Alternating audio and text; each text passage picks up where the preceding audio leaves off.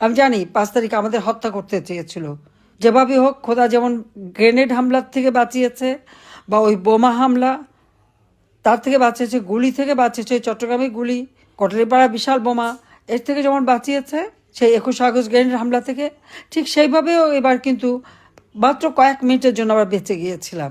এটা আল্লাহর ইচ্ছা, নইলে সেদিনই তো তাদের অন্য ধরনের ইচ্ছা ছিল যে আমাদের দুইজনকে শেষ করতে পারলেই বোধহয় তাদের মনোবাঞ্ছা পূর্ণ হতো। সেটা না পেরে এখন আপনারা দেখেন মিথ্যা মামলা দিয়ে আমি রেহানা, আমাকে তো মৃত্যুদণ্ডই দিয়ে দিয়েছে, তাতে আর কোনো চিন্তা নাই তাদের। আর এরপরে রেহানা এবং জয়, পুতুল, ববি, টিউলি, প্রপন্থী সবাইকে প্রত্যেকের বিরুদ্ধে মামলা। কিসের মামলা? 10 কাঠা জমি আমরা কিনেছিলাম পূর্বাচলে। খুব বড় অপরাধ করে ফেলেছি আমরা। কারণ এত কম কেন?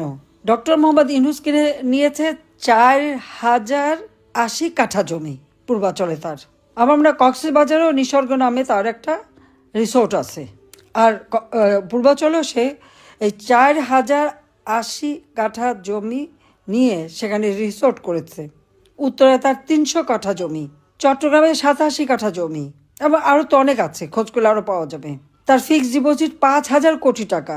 আমাদের পেয়েছে মাত্র সব মিলে টিরে বোধহয় 1 কোটি কত লক্ষ টাকা পেয়েছে আবার, ব্যাস, এর বেশি আর কিছু পাওয়া যায়নি। লকার ভেঙে সমস্ত সোনাদানা বের করলো।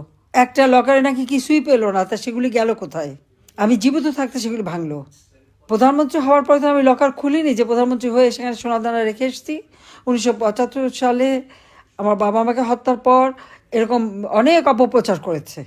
81 সালে আমি আসার পর ওই বাড়িটা 12ই জুন আমার হাতে যখন দেয়, তখন ওখানে যা সোনাদানা পেয়েছিল আমার হাতে দেয়, সেগুলি লকার নিয়ে আমি সেগুলি রাখি। এছাড়া পুতুলের বিয়ে বা জয়ের বিয়ের সময় যা উপহার টুপহার পেয়েছিল ওখানে তারা রেখে বিদেশে চলে যায়।